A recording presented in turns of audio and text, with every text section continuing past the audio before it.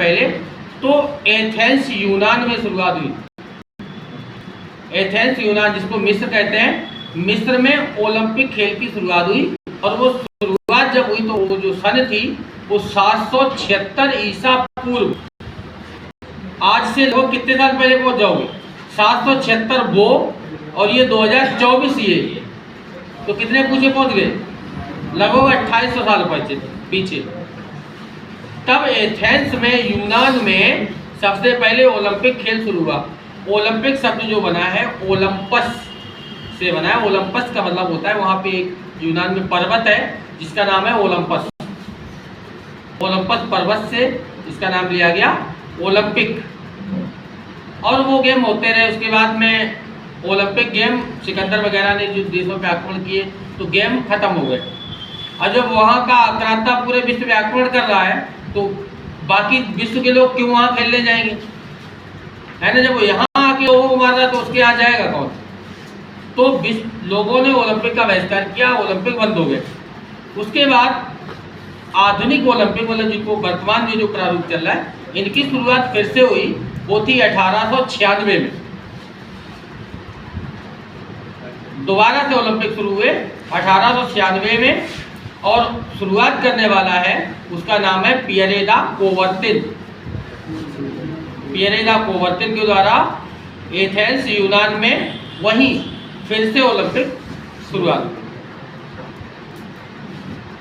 तो अब जब ओलंपिक शुरुआत हुए तो भारत तो ब्रिटेन के अधीन था। तो भारत ने ब्रिटेन के अधीन ही 1900 में और 1904 से मतलब सही से भाग लेना शुरू किया, जो फिर वर्तमान तक ओलंपिक में इंडिया भाग ले रही है। उस ओलंपिक में 3 प्रकार के पदक दिए जाते हैं। एक होता है स्वर्ण पदक, है ना, एक होता है रजत, और एक होता है कांस्य, है ना, गोल्ड मेडल। और तीनों के नाम क्या क्या होंगे? गोल्ड मेडल, सिल्वर मेडल और ब्रांज मेडल। 3 तरह के मेडल मिलते हैं, 3 तरह के पुरस्कार मिलते हैं, जो विश्व में सबसे मतलब फर्स्ट, सेकंड, थर्ड 3 प्लेस को मिलता है। हमारे यहाँ के सबसे पहले जो व्यक्ति जो एथलेटिक्स थे, एथलेटिक्स मतलब होता है धावक, तो सबसे पहले व्यक्ति जो धावक थे वो थे मिल्खा सिंह। मिल्खा सिंह ने ओलंपिक में भाग लिया और अपना प्लेस डाला। मतलब फर्स्ट, सेकंड, थर्ड प्लेस नहीं आई, लेकिन चौथी प्लेस पे रहे और बहुत बेहतरीन प्रदर्शन किया। इसलिए उनको कहा गया क्या? फोरन सिख। इतने तेज दौड़े कि फोरन सिख की उपाधि उनको दी गई, मिल्खा सिंह को। उसके बाद में ओलंपिक में पहला पदक जो लेके आई वो लड़की थी, नाम था कर्णम मल्लेश्वरी। वेट लिफ्टिंग में 2008 में इंडिया को पहला पदक मिला वजन में, भारोत्तोलक में, वेट लिफ्टिंग के लिए। किसको मिला है? कर्णम मल्लेश्वरी को, इंडिया। उसके बाद फिर और स्वर्ण पदक भी आए, गंगा नारंग ने स्वर्ण पदक उठाया। बाद में फिर स्वर्ण पदक आते रहे, तमाम आए हैं। अभी पिछले वाले में आपने देखा कि अभी जो पिछला ओलंपिक निकल के गया, इसमें किस खिलाड़ी ने स्वर्ण पदक जीता? इंडिया का केवल एक ही स्वर्ण पदक लेके आ पाया। वो कौन था जिसने भाला फेंका था? नीरज चोपड़ा। नीरज चोपड़ा ही अकेला स्वर्ण पदक लाए थे इंडिया के लिए। तो ये एकल प्रतिस्पर्धा में स्वर्ण पदक लाने वाले कौन है? नीरज चोपड़ा। ये ओलंपिक गेम है, ये विश्व लेवल होता है। अब ओलंपिक की अलग अलग कंडीशन है। ओलंपिक में एक मसाल जलाई जाती है, इसको ओलंपिक मसाल कहते हैं। वो मसाल जला देते हैं और फिर वो मसाल लगातार जलती रहती है। अगले बार जिस देश में या जिस महाद्वीप में ओलंपिक होंगे, वो मसाल पैदल मैराथन दौड़ने वाले जो लोग होंगे, धावक, वो लेके जाएंगे उस देश के लिए। जैसे इंग्लैंड में अगर पिछला हुआ और अगला अगर चीन में होगा, तो इंग्लैंड से चीन तक वो जहां भी आप पैदल रास्ता मिलेगा तो वो केवल रेस के द्वारा आएगी। केवल जब समुद्र पड़ेगा तब जहाज में बैठेगी। तो ओलंपिक मसाल होती है, वो कंटिन्यू उस देश पहुंच जाती है जिस देश में खेला जाता है, उसके बाद वहीं रखी रहती है। और गेम आरंभ होने से पहले, लगभग 1 महीना पहले, उसको फिर से निकालते हैं और वहां तक ले जाते हैं अगली बार जहां होना है। तो ये ओलंपिक मसाल एम्स्टर्डम में सबसे पहले 1928 से ओलंपिक मसाल की उन्होंने शुरुआत की, मसाल बनाने की। ओलंपिक जो गेम होते हैं उसमें जो ध्वज बनाया गया उसमें 5 छल्ले हैं, 5 छल्ले बनाए गए, 5 छल्ले 5। कुल विश्व में महाद्वीप कितने? 7। लेकिन 7 में अंटार्कटिका जो है वो एक ऐसा महाद्वीप है जिसपे बर्फ जमी है, वहाँ कोई है नहीं। उत्तरी अमेरिका और दक्षिणी अमेरिका अलग अलग ना करके एक मान लिया, तो उत्तरी दक्षिणी अमेरिका का एक ही छल्ला हो गया, एक यूरोप का हो गया, एक एशिया का हो गया, एक ऑस्ट्रेलिया का हो गया, एक अफ्रीका का हो गया। अब जो जैसा महाद्वीप उसका वैसा छल्ला। एशिया के लोगों का जो कलर होता है वो कुछ कुछ पीले पन का होता है, तो इसलिए एशिया का छल्ला कैसा है? पीला। अफ्रीकन टोटल काले होते हैं, तो अफ्रीका का छल्ला कैसा होगा? काला छल्ला होगा। यूरोप वाले सब लाल होते हैं अंग्रेज, तो उनका छल्ला लाल। तो इस तरह से अलग अलग छल्ले, 5 छल्ले बनाए गए, वो वहाँ के देशों का मतलब महाद्वीपों का प्रतिनिधित्व करते हैं। उसके 3 वाक्य हैं ओलंपिक के, सिटियस, अल्टियस, फोर्टियस। यूनानी भाषा में है सिटियस, अल्टियस, फोर्टियस, जिसका अर्थ होता है तेज, ऊंचा और बलवान। ये उसका उद्देश्य वाक्य है कि हम ओलंपिक के द्वारा सबसे तेज हमें चाहिए, सबसे अपने काम में सबसे ऊंचा चाहिए और सबसे बलवान चाहिए। तेज, ऊंचा और बलवान ये आदर्श वाक्य है। तो ये ओलंपिक गेम प्रत्येक 4 वर्ष के बाद खेला जाता है और अलग अलग देश अलग अलग इसकी मेजबानी करते रहते हैं। जब ओलंपिक की जो टीम जो होती है, टीम से पहले मार्च पास्ट निकाला जाता है, मतलब एक रैली निकाली जाती है। उस रैली में सबसे आगे जो टीम होगी वो यूनान की टीम होगी, एथेंस की टीम, जिन्होंने शुरुआत की।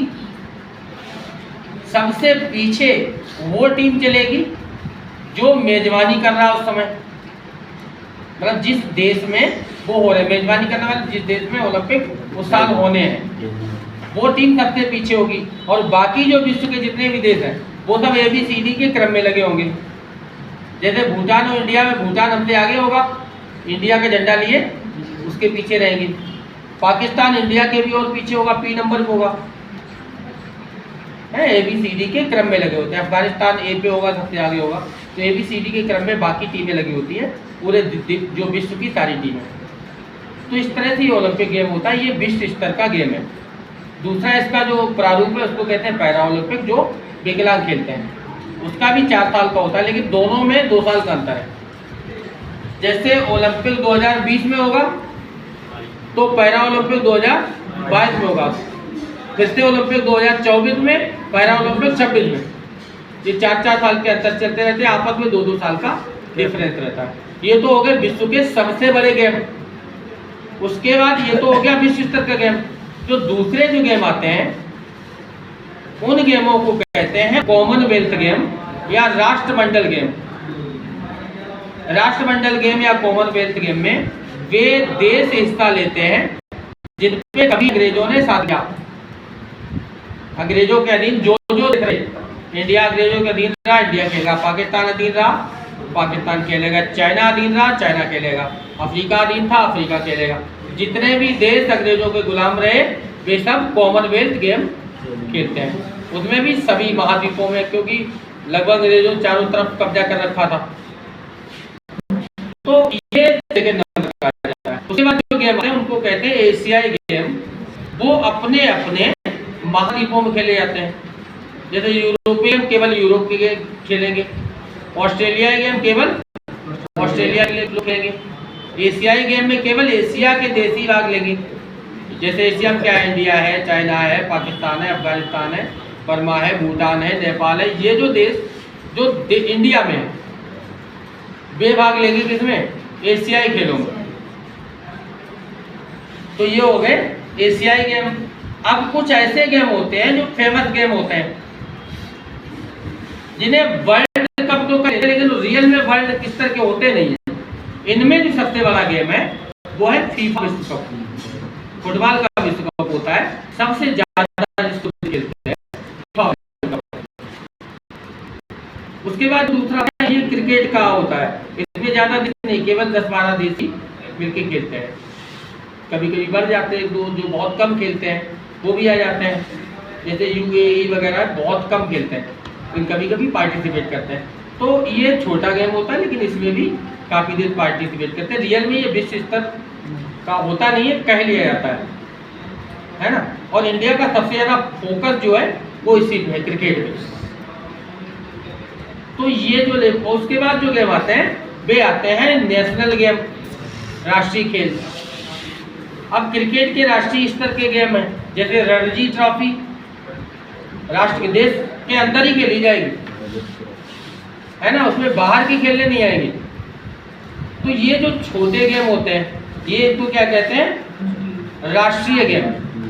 उसके बाद जो और छोटे गेम होते हैं उनको कहते हैं राजकीय गेम, जिनमें जिला की टीमें खेलती हैं, जैसे जिला फरुखाबाद, जिला एटा की टीम जिला वाइज जिला की खेलती है। उसके जो नीचे जो गेम होते हैं वो होते हैं तहसील स्तर के गेम, है ना, जिला लेवल पे खेलते हैं, लेकिन अलग अलग तहसीलों के गेम होते हैं। उसके नीचे स्तर पे आपके ब्लॉक स्तर पे गेम आ जाते हैं, जो गाँव की टीमें आपस में लड़ती हैं। तो ये नीचे से ऊपर तक का है गेम का प्रारूप, इस तरह से गेम खेले जाते हैं। अब अलग अलग गेमों में अलग अलग खिलाड़ी होते हैं। कुछ होते हैं सिंगल्स, जिनमें एक बाई एक खेले, एक इधर एक इधर। ये शतरंज है, सिंगल्स है, अकेले अकेले का खेला जाएगा। टेनिस है, ये सिंगल्स और डबल्स दोनों है, या तो एक बाई एक खेलो या दो उधर दो इधर। तो कुछ सिंगल्स गेम होते हैं, एकल गेम जिनको कहते हैं।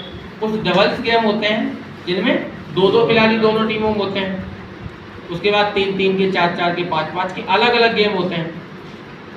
सबसे ज़्यादा की अगर बात करें तो सबसे जो बड़ी प्रतिस्पर्धा में फिर तो बहुत ज़्यादा हो जाते हैं, लेकिन 11 खिलाड़ियों की टीमों कई में होती है। क्रिकेट में भी 11, फुटबॉल में भी 11, हॉकी में भी 11।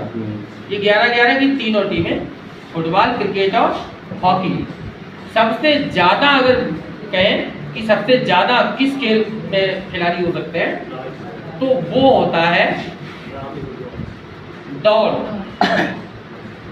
दौड़ में तुम 500 दौड़ा दो, मैराथन दौड़ में 1000 खड़े कर दो, है ना। सबसे ज़्यादा खिलाड़ी जो होते हैं वो दौड़ होते हैं, दौड़ को कहते हैं एथलेटिक्स, ठीक है। बाकी फिर खिलाड़ियों की अलग अलग संख्या, कहीं 15 है, कहीं 13 है, वो आपके लिखने वाले पॉइंट लिखा देंगे, समझा देंगे, ठीक है। तो चलिए इतना रखते हैं।